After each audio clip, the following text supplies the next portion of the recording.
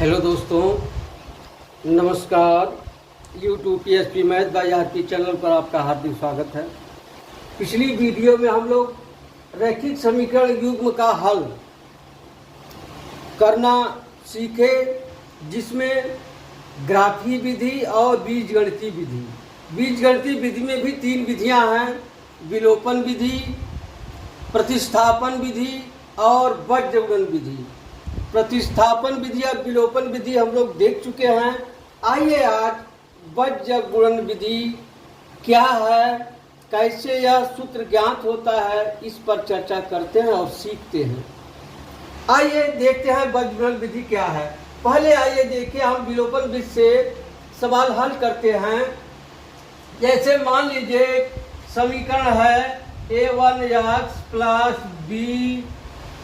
b1y plus c1 बराबर 0। यह समीकरण 1 है। दूसरा समीकरण है a2x plus b2y plus c2 बराबर 0। यह समीकरण 2 है। अब इन्हीं का हम विलोपन विधि से हल करते हैं। इसी से आपका जो सूत्र मिलेगा, इसी का एक रूप है, वही है बज्रगुणन विधि। देखिए कैसे हल करते हैं विलोपन विधि में। देखिए यहाँ x का गुणांक a1 है, यहाँ x का गुणांक a2 है, यहाँ y का गुणांक b1 है, यहाँ y का गुणांक b2 है। अब चाहे x का चाहे y का गुणांक हम बराबर करेंगे। बराबर करके देखिए चिन्ह समान घटा देंगे तो 1 4 इसमें से खत्म हो जाएगा। तो आइए y को हटाते हैं। क्या करेंगे, समीकरण 1 में b1 से, समीकरण 1 में b1 से तथा समीकरण 2 में, समीकरण 1 में b2 से, देखिए ये है ना, इसमें गुणा करेंगे तब ना यहाँ हो जाएगा b1 b2। यहाँ समीकरण 1 में b2 से तथा समीकरण 2 में b1 से गुणा करके घटाने पर चिन्ह समान होता है, तब घटा दिया जाता है। गुणा करिए, समीकरण 1 में b2 से करना, तो यहाँ हो जाएगा a1 b2x plus b1 b2y plus b2 से करना है, तो यहाँ हो जाएगा b2 c1 बराबर 0। क्या हो गया। अब समीकरण 2 में b1 से गुणा करना है, क्या हो जाएगा b1 a2 plus b1 b2, यहाँ x होगा b2y प्लस, इसमें किससे गुणा करना है, b1 से, यहाँ हो जाएगा b1 c2 बराबर 0। अब घटाएंगे, घटाते समय चिन्ह बदल जाता है। अब देखिए यह तो बराबर है, b1 b2y कट जाएगा। यहाँ क्या बचेगा, a1 b2 माइनस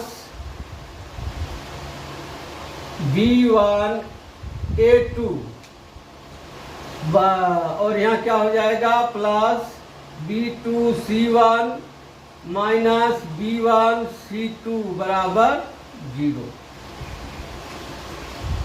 ठीक है। आ गया। यहाँ x भी होगा ना, ऐसे देखिए a1 b2 minus b1 a2 x, कितना हो गया। अब पक्षांतर कर दें, इसको उस पार कर दें, क्या हो जाएगा, यहाँ a1 b2 minus b1 a2 x बराबर, अब देखिए जाएगा ऊपर, यह धन हो जाएगा, यहाँ जाएगा b1 c2 minus b2 c1। अब x बराबर क्या आ जाएगा, x बराबर ये चला जाएगा और बटे हो जाएगा, आ जाएगा b1 c2 minus b2 c1 बटे a1 b2 minus b1 a2। ये आ गया। x बराबर क्या आ गया, b1 c2 minus b2 c1 बटे a1 b2 minus B1 A2, या इसे क्रम से लिख दीजिए A2 B1 कर दीजिए, A2 B1, A1 B2 A2 B1, A1 के बाद A2, B2 के बाद B1। यक्स का मान निकल गया। अब इस यक्स का मान समीकरण 1 में या y2 में रख दीजिए। अब इस यक्स का मान किसमें रख दें? समीकरण 1 में ही रख दें। यक्स का मान समीकरण 1 में रखने पर रख दीजिए। यक्स यही ना है, यहाँ हो जाएगा A1, अब यहाँ पोस्ट में हो जाएगा B1 C2 minus B2 C1 बटे A1 B2 minus A2 B1 plus B1y plus B1y plus C1 बराबर 0। यह हो जाएगा। अब इसी को हल करना है।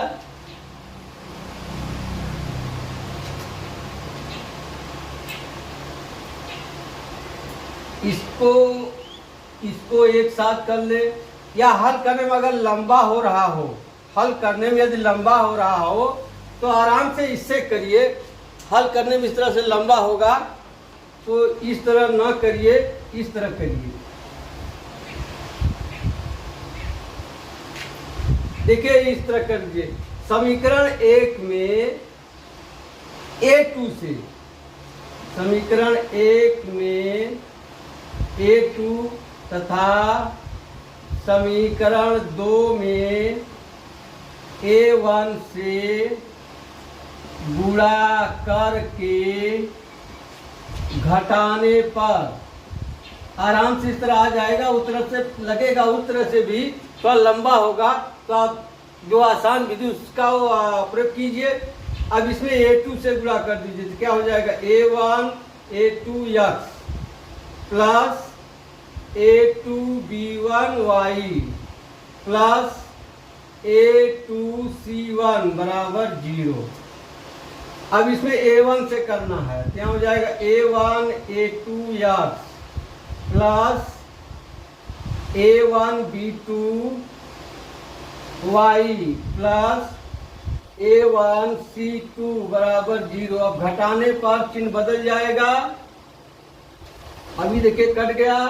अब यहाँ हो जाएगा A2 B1 minus A1 B2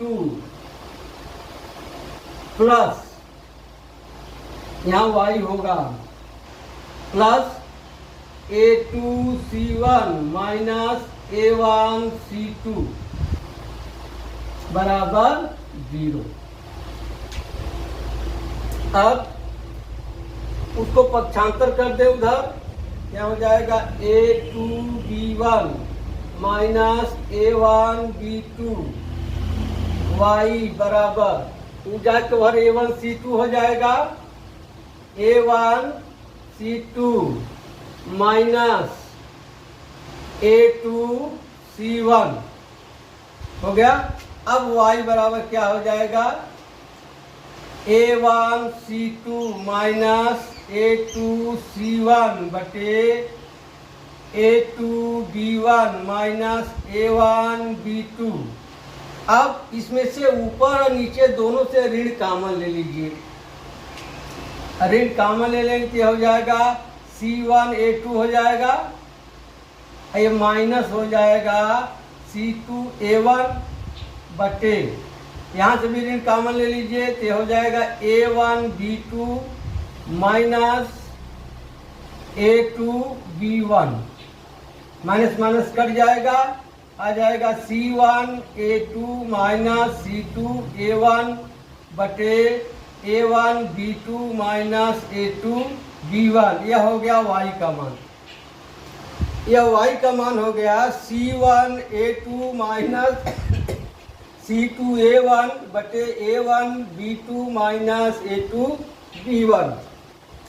अब आप देखिए यक्स को ऐसे लिख सकते हैं, यक्स बटे, देखिए यक्स यही निकालना है, यक्स बटे लिख सकते हैं B1 C2, लिख सकते हैं माइनस B2 C1 बराबर 1 बटा A1 B2 minus A2 B1, ये लिख सकते हैं।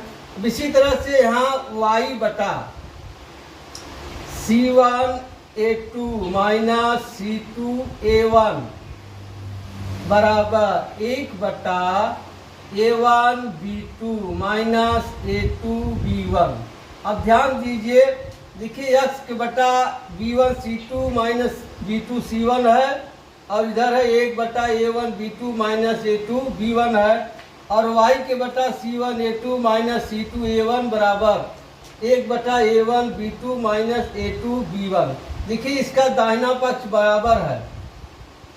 अब इसी को आपको याद नहीं करना है, आप इस तरह से लिखिए, आपको आजीवन नहीं भूलेगा।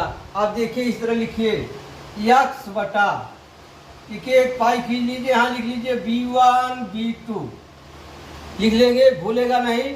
अब C1 C2 पाई खींच दीजिए, फिर बराबर कर दीजिए y बटा, जो यहाँ लिखे वही यहाँ लिख दीजिए C1 C2, फिर इसके बाद C1 के बाद क्या आएगा, A B C है ना, C के बाद फिर A आएगा, A1 A2, फिर बराबर कर दीजिए 1 बटा, फिर जो यहाँ है वही लिख दीजिए यहाँ A1 A2। अब बचा क्या, देखिए 2 बार C1 C2 हो गया, 2 बार A1 A2 हो गया, बचा है B1 B2 B1 B2। यह आपको याद करने में बहुत ही आसानी रहेगी। अब इसमें गुणे का चिन्ह लगा दीजिए इस तरह से, गुणे का चिन्ह। अब दाहिनी तरफ तीर लगा दीजिए, देखिए इस तरह से, इस तरह से आप तीर लगा दीजिए। यह भूलेगा नहीं, आपको याद नहीं करना, केवल दिमाग में बैठा लीजिए, इसी से सारे सवाल आपके लग जाएंगे वर्गीकरण विधि में। देखिए यही विलोपन विधि से यह निकला है। अगर संयोग से आपको समीकरण इस तरह दिया है A1 x plus B1 y बराबर C1, A2 x plus B2 y बराबर C2, तब आप कैसे लिखेंगे, x बटा B1 B2 गुणा लगा देंगे C1 C2 बराबर y बटा C1 C2 A1 A2 बराबर, यहाँ ऋण 1 करना होगा, तब ऋण 1 बटा A1 A2 B1 B2, इस तरह से। बस इतना आपको ध्यान देना। अगर दाहिने पक्ष में C1 C2 है तो यहाँ ऋण 1 करना होगा, यदि बाएं पक्ष में है तो उसी तरह से करना होगा, ठीक है। यदि आप दाहिने पक्ष में ही रखकर करते हैं तो यहाँ ऋण 1 रखना होगा। यही है, यही वर्गीकरण विधि है। यदि आप याद रखना चाहते हैं तो आप इसको याद कर लीजिए, x और y का मान। अगर आप याद नहीं करना चाहते, दिमाग में बैठाना चाहते, इसको बैठा लीजिए, आराम से सवाल लग जाएगी। आइए इसी का प्रयोग करते हुए आप सवाल हल करते हैं, उदाहरण देखते हैं कैसे इस विधि से सवाल हल होगी।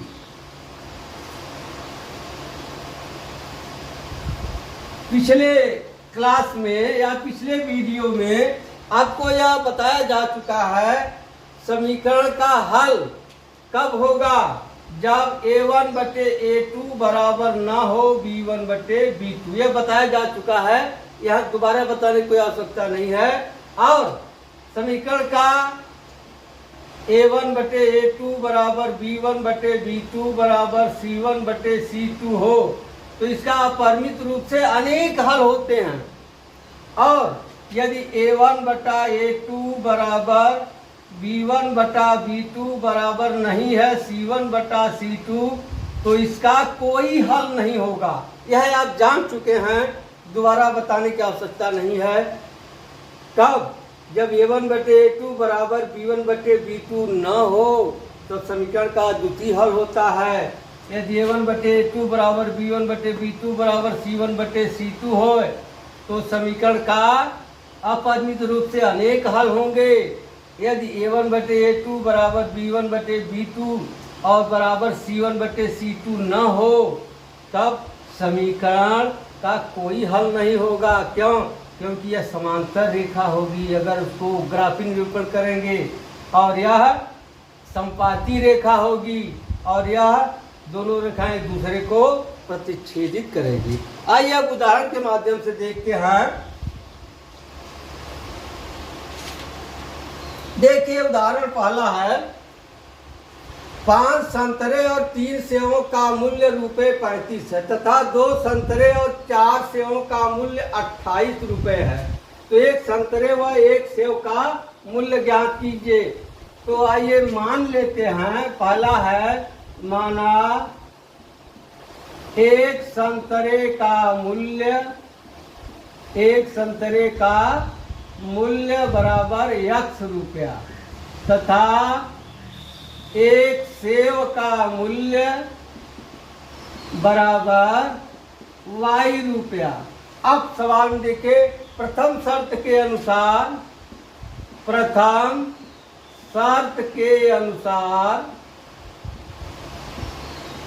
क्या पहला शर्त कह रहा है, 5 संतरे, एक संतरे का मूल्य X रुपया है तो 5 संतरे का मूल्य हो गया 5X रुपया, और 3 सेव, एक सेव का मूल्य Y रुपया है तो 3 सेव का मूल्य हो गया 3Y रुपया, और इन दोनों का मूल्य मिलाकर है 35 रुपया। कितना? 35 रुपया। समीकरण 1 मिल गया आपका। इसे आप मानक रूप में लिख लीजिए, ज़्यादा अच्छा होगा। यहाँ हो जाएगा 5X प्लस 3Y माइनस 35 बराबर 0। यह समीकरण 1 हो गया। अब द्वितीय शर्त के अनुसार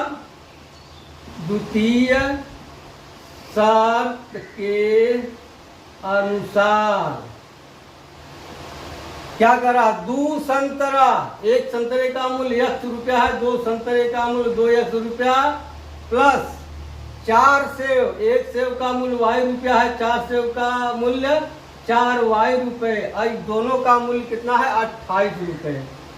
28 रुपये। इसको इधर कर लीजिए, हो जाएगा 2X प्लस 4Y माइनस 28 बराबर 0। यह समीकरण 2 हो गया। अब आप लिख लीजिए, क्या लिखना है,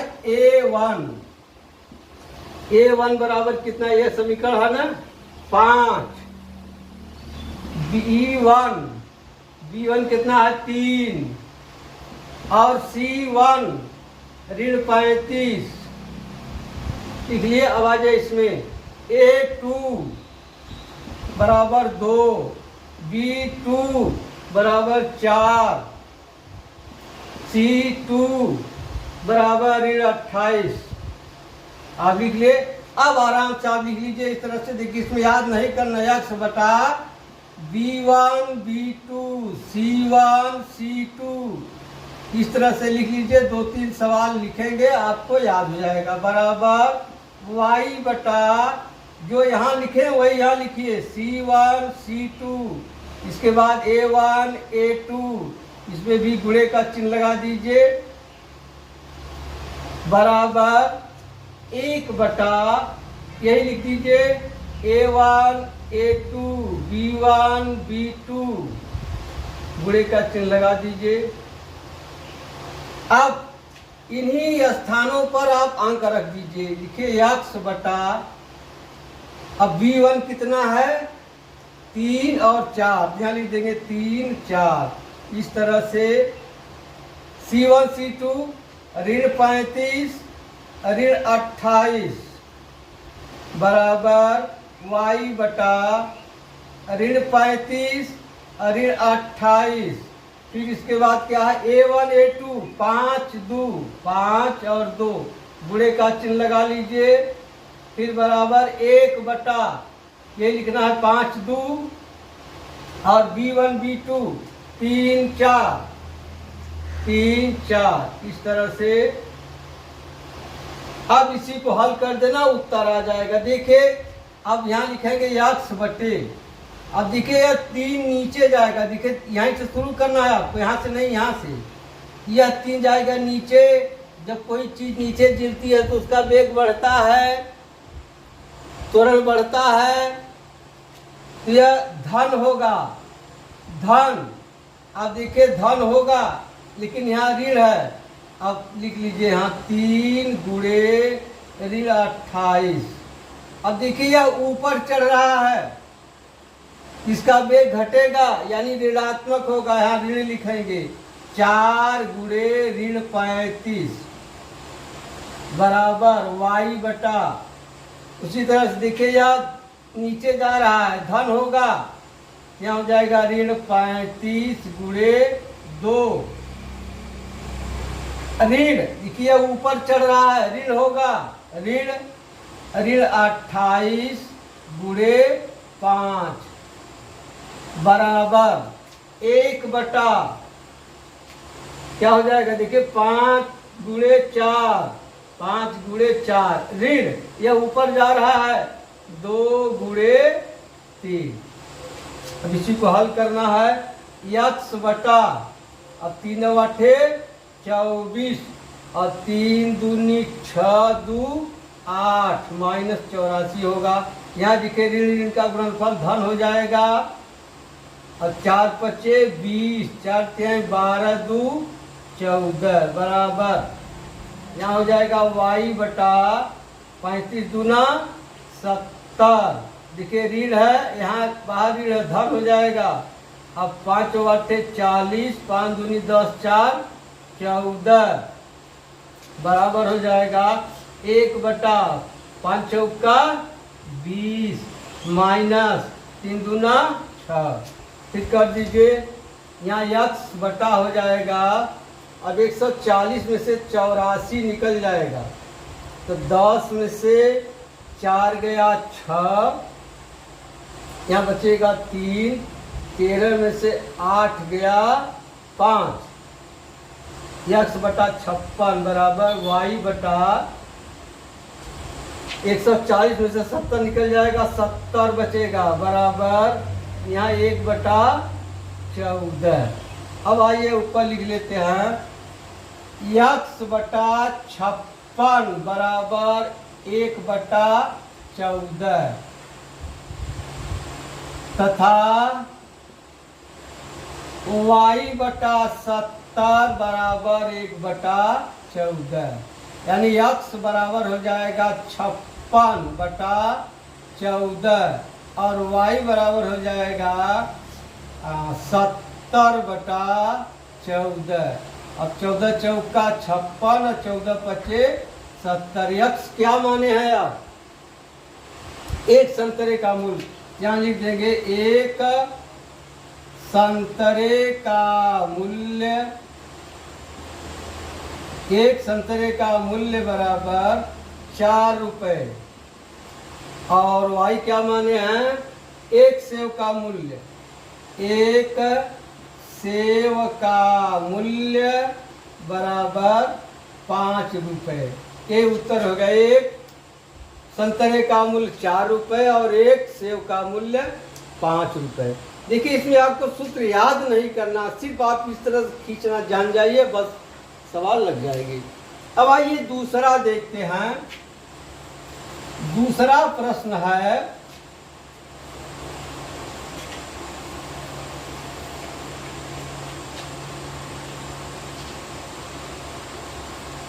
बेंगलोर के एक बस स्टैंड से यदि हम बेंगलोर के बस स्टैंड से यदि हम 5 टिकट यशवंतपुर के खरीदे, ये यहाँ से बेंगलोर के एक बस स्टैंड से यदि हम 2 टिकट मल्लेश्वरम के तथा 3 टिकट यशवंतपुर के खरीदे तो कुल लागत 46 रुपये है। परंतु यदि हम 3 टिकट मल्लेश्वरम के और 5 टिकट यशवंतपुर के खरीदे तो कुल लागत कितना है, 74 रुपये है। बस स्टैंड से मल्लेश्वरम तथा यशवंतपुर का किराया ज्ञात कीजिए। तो मान लीजिए, माना बस स्टैंड से मल्लेश्वरम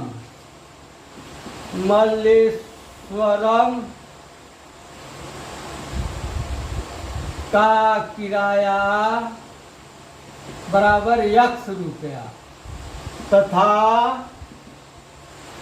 यशवंतपुर का किराया बराबर Y रुपया है। तब प्रथम शर्त के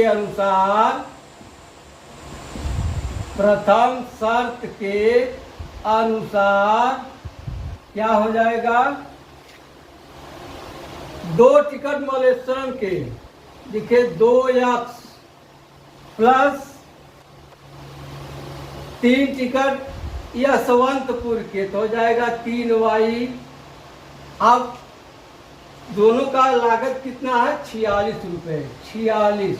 अब इसे लिख लीजिए 2X प्लस 3Y माइनस 46 बराबर 0, समीकरण 1 मान लीजिए। अब द्वितीय शर्त के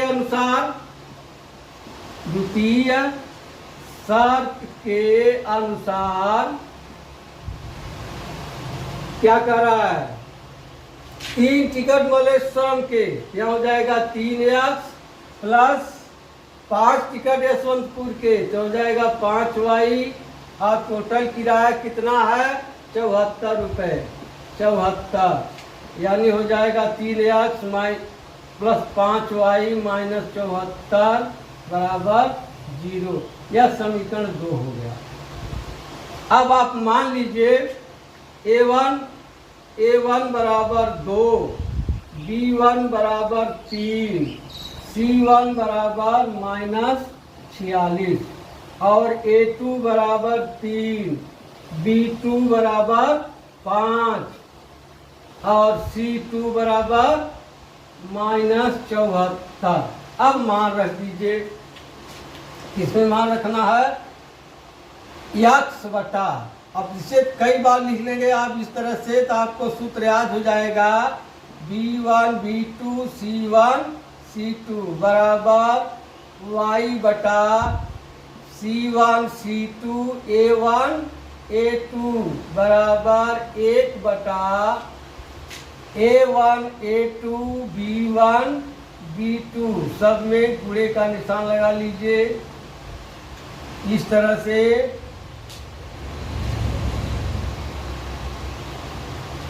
अब मान रख दीजिए इसी में X बटा। अब B1 B2 कितना है, 3 5, यहाँ लिख देंगे 3 5, इस तरह से गुणे का निशान। फिर C1 C2 ऋण 46 ऋण 74, ऋण 46 ऋण 74 बराबर Y बटा ऋण 46 ऋण 74। अब C1 C2 A1 A2 2 3, यहाँ गुणे का निशान बराबर 1 बटा 2 3 और 3 5, B1 B2 3 5 है, यहाँ भी गुणे का निशान लगा लीजिए, इसी का गुणा कर दीजिए X बटा।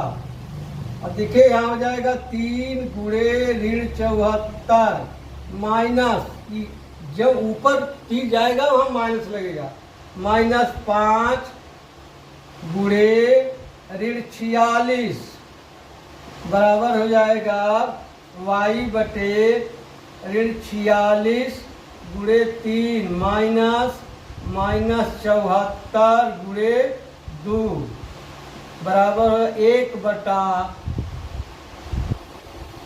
2 गुणे 5 माइनस 3 गुणे 3। अब कर दीजिए गुणा, X बटा 3 चौका 12, 3 साते 21, 1 22, माइनस 222 हो गया। और यहाँ देखिए माइनस माइनस प्लस हो जाएगा 5 6 30, 5 6 30 और 5 चौका 20 3 23 बराबर यहाँ हो जाएगा Y बटा 3 छक 18 और 3 चौके 12 1 13 माइनस होगा, यहाँ प्लस हो जाएगा माइनस के, और 2 चौका 8 2 साते 14 बराबर हो जाएगा 1/5 दूनी 10 माइनस 3 त्रिका 9 कर दीजिए। यहाँ x बटा 230 में से 222 निकल जाएगा तो बचेगा 8, बचेगा 8 ना, क्या बच गया 8, और यहाँ y बटे 38 10 48, यहाँ 10 बच जाएगा बराबर है 1/1, इसलिए क्या हो गया x बराबर 8 गुणे 1 यानी 8, और y बराबर 10 गुणे 1 बराबर 10। अब क्या माने हैं आप, बस स्टैंड से मल्लेश्वरम का किराया, अब उत्तर क्या हो जाएगा, बस स्टैंड से मल्लेश्वरम का किराया क्या माने, यक्स माने है ना, हाँ 8 रुपया, और बस स्टैंड से इसका है यशवंतपुर का किराया बराबर 10 रुपये। ये हो गया, मल्लेश्वरम का किराया है 8 रुपये, यशवंतपुर का किराया है 10 रुपये। ठीक, इस तरह से आप लगाइएगा, 3-4 सवाल आप लगाएंगे, आपको अनुभव हो जाएगा। अब आइए अगला प्रश्न देखते हैं।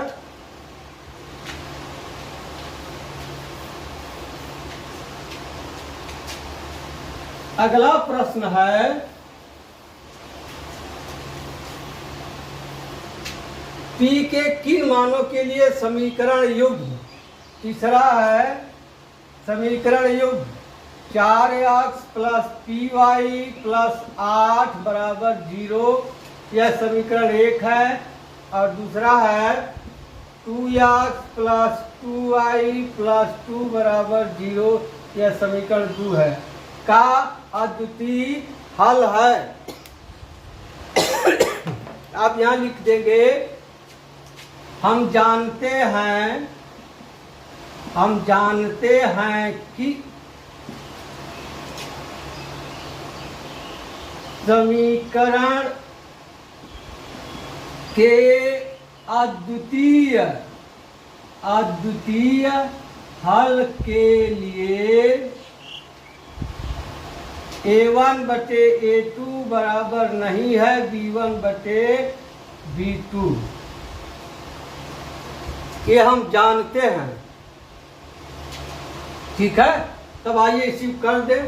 अब देखिए यहाँ A1 बराबर कितना है, A1 बराबर 4, A2 बराबर है 2, बराबर नहीं है।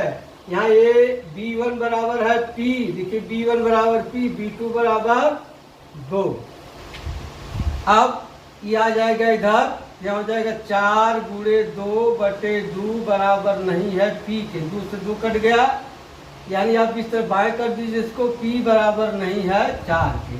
तब उत्तर क्या लिखेंगे, 4 के अतिरिक्त, क्या 4 के अतिरिक्त लिख देंगे उत्तर, 4 के अतिरिक्त P के प्रत्येक मान के लिए समीकरण युग्म का अद्वितीय हल है। यह उत्तर हो गया। अब आइए अगला प्रश्न देखते हैं। अगला प्रश्न है,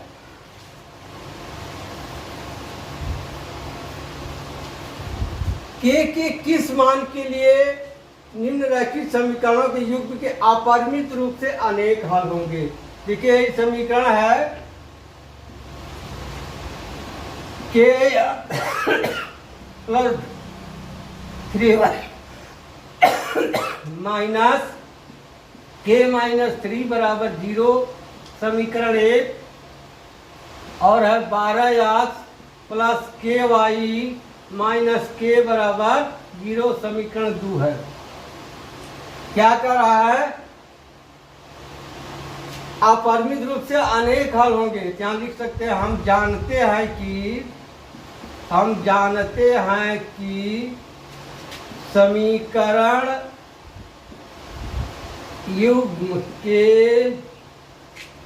अपरिमित रूप से अनेक हल होंगे यदि a1 बटे a2 बराबर b1 बटे b2 बराबर c1 बटे c2 हो। अब निकाल लीजिए a1 बराबर क्या है k, b1 बराबर क्या है 3 और c1 बराबर क्या है माइनस k माइनस 3। अब a2 बराबर क्या है 12 और b2 बराबर क्या है k और c2 बराबर क्या है माइनस k। अब रख दीजिए मान a1 बटे a2 बराबर b1 बटे b2 बराबर c1 बटे c2। a1 बराबर k है हो जाएगा k बटे 12 बराबर b1 बटे b2 ऋण 3 बटा k, ऋण 3 नहीं है 3 है 3 बटा k बराबर c1 बटा c2 ऋण k माइनस 3 बटा ऋण k, यानी हो जाएगा k बटा 12 बराबर 3 बटा k बराबर k माइनस 3 बटा k। आप किन्हीं दो को लेकर हल कर लीजिए वही आएगा। अब इसी दोनों को ले लेते हैं। क्या k बटा 12 बराबर 3 बटा k, चला जाएगा ऊपर, क्या हो जाएगा k स्क्वायर बराबर 12 क्या 36, इसलिए k बराबर प्लस माइनस 6 होगा। माइनस चिन्ह हम नहीं लेंगे, k बराबर क्या ले लेंगे 6। अगर इन दोनों को ले लेते हैं इन दोनों को तो क्या हो जाएगा 3 बटा k बराबर k माइनस 3 बटा k, क्या जाएगा k इधर तो हो जाएगा 3k बटे k बराबर k माइनस 3, के कट गया। अब 3 आ जाएगा इधर, 3 प्लस 3 बराबर k, यानी k बराबर 6। यही होगा। क्या लिखेंगे k बराबर 6 के लिए समीकरण युग्म का अपरिमित रूप से अनेक हल हैं। यही उत्तर हो गया। k बराबर 6 के लिए समीकरण युग्म का अपरिमित रूप से अनेक हल हैं। ठीक है, अब मिलते हैं अगली वीडियो में। तब तक के लिए धन्यवाद। जय हिंद, जय भारत।